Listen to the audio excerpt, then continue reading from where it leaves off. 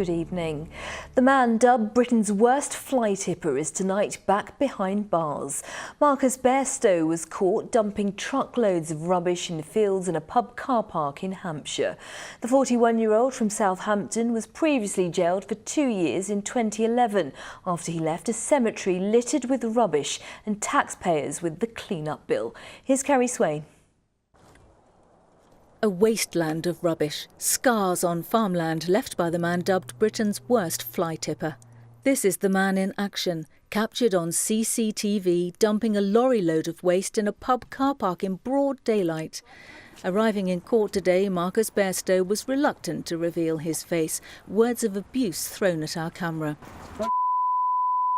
Bairstow has 144 previous convictions for fly tipping dating back to 1993. In 2011, he was sentenced to 2 years in prison and given an antisocial behaviour order banning him from most waste activities. But in May last year, he rented this land in Eastleigh, telling the owner he wanted to sort waste there. Instead, he began running a round-the-clock operation, illegally collecting and burning rubbish. Last July, his fire got out of control and set light to trees, fencing and a neighbouring business. Today, Marcus Bairstow was back at Southampton Crown Court for sentencing. Marcus Bairstow asked to address the court, and the moment he stepped into the witness box, he broke down in tears. Sobbing, he said he was sorry. He wanted to start a new life away from bad influences, and he would never do it again. The judge said she was impressed by his remorse and sentenced him to 30 weeks in prison, saying he will serve half. He's a habitual waste criminal who obviously treats the environment, local communities and the law with contempt, and it should send a clear message to him and to other waste criminals that we will investigate crime and bring people to court. Bairstow has been called Southampton's most prolific and shameless fly tipper. He told the court he intends to move to Yorkshire after his release and find a new line of work. Carrie Swain, ITV News. A sailor on HMS Daring has been killed in a car accident during a stop-off in Malta. 30-year-old Simon Allen, who was a leading engineering technician. HMS Daring left Portsmouth on September the 2nd on a 9-month mission to help in the fight against the so-called Islamic State. An 18-year-old man has been jailed for 16 months for sexually assaulting a woman as she walked alone in Christchurch. Vidmantas Amalis, who is from Lithuania, grabbed the woman in her 30s and pushed her into a pub car park on Barrack Road. She managed to alert passers-by who took photos of him running away.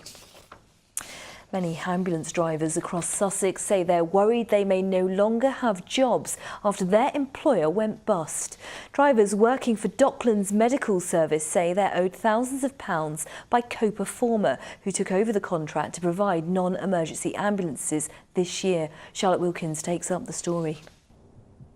When Docklands ambulance staff arrived at work this morning, the doors were locked and they were faced with this note on the door. When they finally managed to get in, the office had been stripped bare. It's yet another blow for staff who are employed to provide non-emergency patient transport services across Sussex.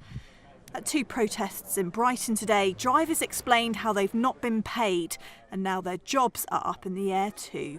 My house has now been placed at risk. I've been given eviction notice. I have a partner and a young child, so at the moment it's quite difficult. I'm owed, as of today, £5,000. My job with the company is a senior ops manager, so I'm actually the face of this business next to my directors. I'm embarrassed for all of my staff. I've had to borrow money off friends and family. They don't know when they're going to get that back.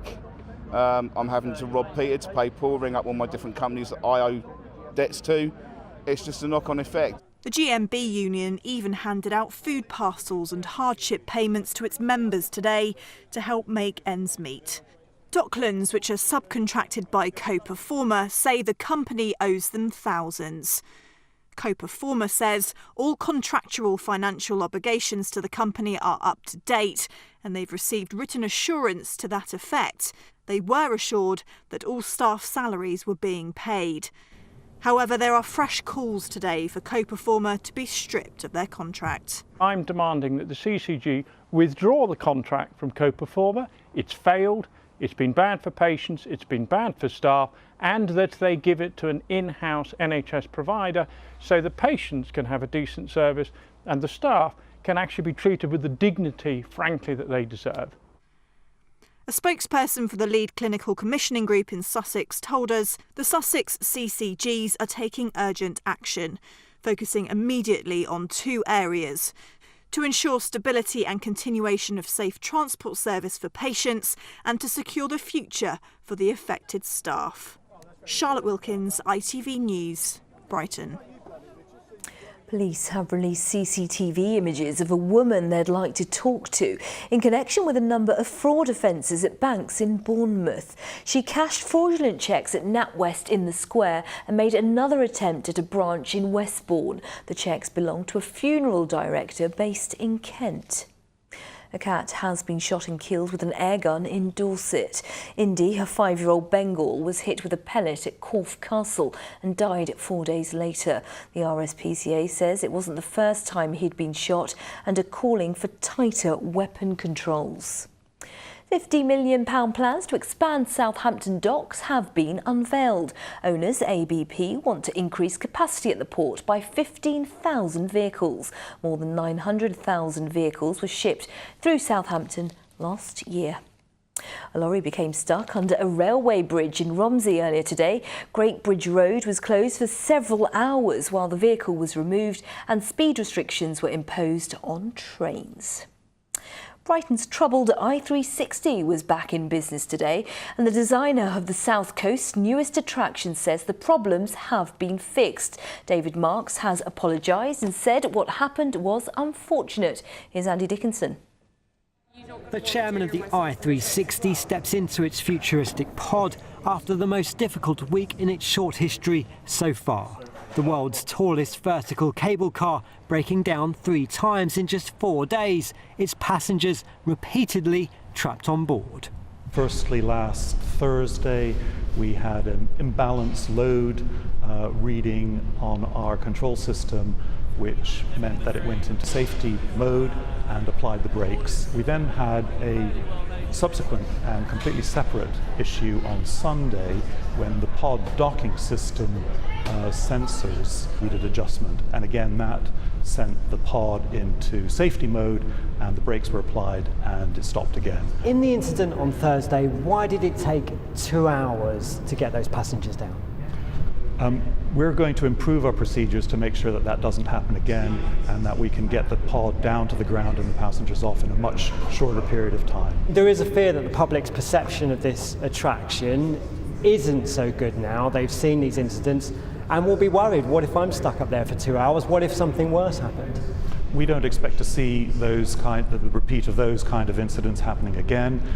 Our focus at the moment is to ensure that we're operating normally and that people's confidence is restored. It looks a little like security and these emergency measures haven't properly been thought through. Would that be a fair assessment? I think what we've got is a situation where we're always putting the safety and the comfort of our passengers as a priority.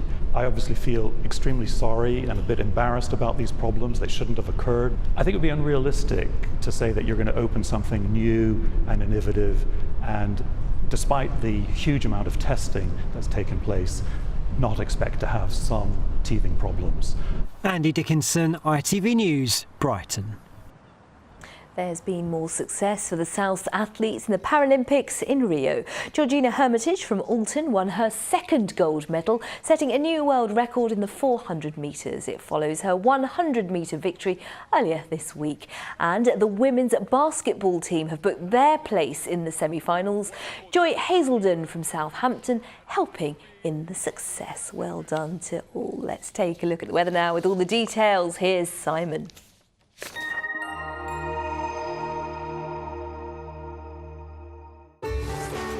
From sleet to the slopes, driving through Europe.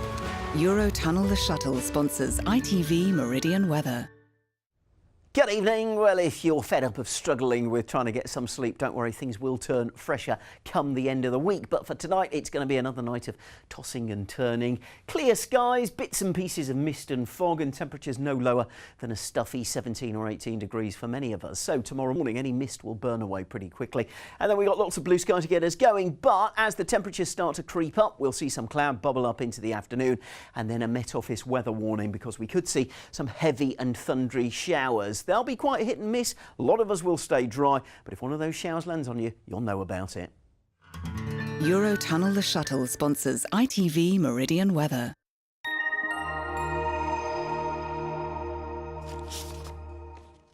And that's it for now. We're back during Good Morning Britain from 6 o'clock tomorrow morning. Join Amanda for that. From the late team, thanks for watching. See you tomorrow. Good night.